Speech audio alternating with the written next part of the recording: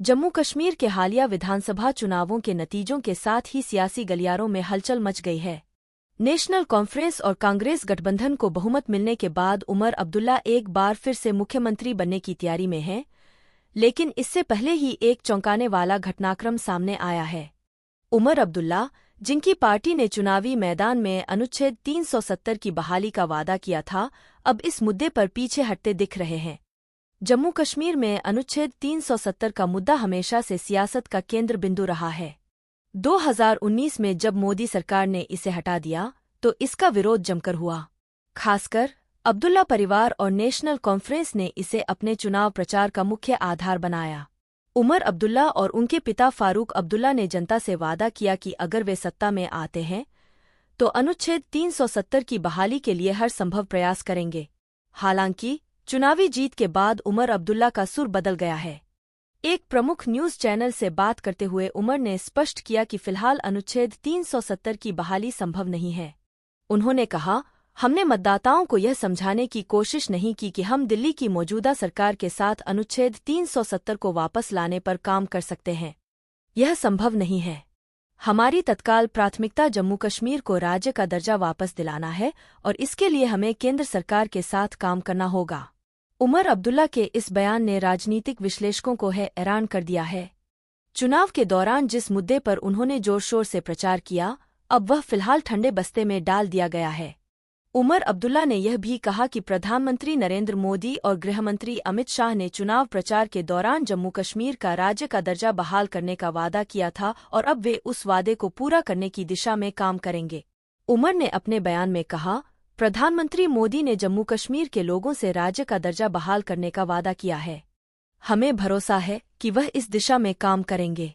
हमारी प्राथमिकता इस वक्त केंद्र के साथ अच्छे कामकाजी संबंध स्थापित करने की है ताकि जम्मू कश्मीर के लोगों के हितों की रक्षा की जा सके। प्रधानमंत्री नरेंद्र मोदी ने भी जम्मू कश्मीर विधानसभा चुनावों में नेशनल कॉन्फ्रेंस की जीत पर बधाई दी। उन्होंने सोशल मीडिया पर एक पोस्ट में कहा, जम्मू कश्मीर विधानसभा चुनाव में नेशनल कॉन्फ्रेंस को उनके शानदार प्रदर्शन के लिए बधाई देना चाहता हूं। उम्मीद है कि हम संघीय ढांचे में रचनात्मक संबंधों के जरिए जम्मू कश्मीर के लोगों के विकास के लिए मिलकर काम करेंगे। उमर अब्दुल्ला ने भी पीएम मोदी के इस संदेश का सकारात्मक जवाब दिया और उनके बधाई संदेश के लिए धन्यवाद देते हुए कहा, हम जम्मू कश्मीर के विकास और सुशासन के लिए केंद्र सरकार के साथ मिलकर काम करने की उम्मीद करते हैं।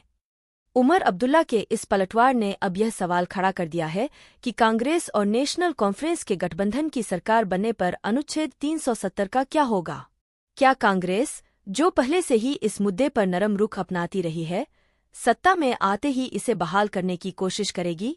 राजनीतिक विश्लेषकों का मानना है कि जब तक केंद्र में बीजेपी की सरकार है, तब तक अनुच्छेद 370 की बहाली की संभावना बेहद कम है। पीएम मोदी ने भी हाल ही में कश्मीर में हुए चुनावों पर अपने विचार व्यक्त किए। उन्होंने कहा, जम्मू कश्मीर में इस बार का चुनाव कई मायनों में ऐतिहासिक रहा है। 2019 में संविधान की पूरी तरह से बहाली के बाद यह पहला चुनाव था जिसमें हर वर्ग के लोगों ने हिस्सा लिया। कुछ लोग कहते थे कि अनुच्छेद 370 हटने के बाद कश्मीर जल उठेगा, लेकिन इसके विपरीत कश्मीर ने एक नई दिशा में कदम बढ़ाया है। लोग रिकॉर्ड संख्या में बाहर आकर वोट डाल रहे हैं, जो इस क्षेत्र में स्थिरता और विकास का प्रतीक है। प्रधानमंत्री ने यह भी कहा कि उनकी सरकार ने जम्मू कश्मीर में सभी स्तरों पर लोकतंत्र को मजबूत किया है।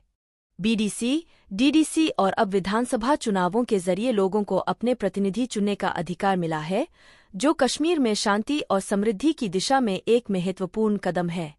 उमर अब्दुल्ला के अनुच्छेद 370 पर बदले सुर ने जम्मू कश्मीर की राजनीति में एक नया मोड़ ला दिया है। जहां एक तरफ उन्होंने इस मुद्दे को फिलहाल टाल दिया है, वहीं दूसरी ओर राज्य का दर्जा बहाल करने की कोशिशों को प्राथमिकता दी है। अब देखना होगा कि आने वाले दिनों में कांग्रेस और नेशनल कॉन्फ्रेंस की सरकार केंद्र के साथ मिलकर किस तरह से काम करती है और क्या जम्मू कश्मीर की जनता के लिए वे अपने वादों को पूरा कर पाती है या नहीं।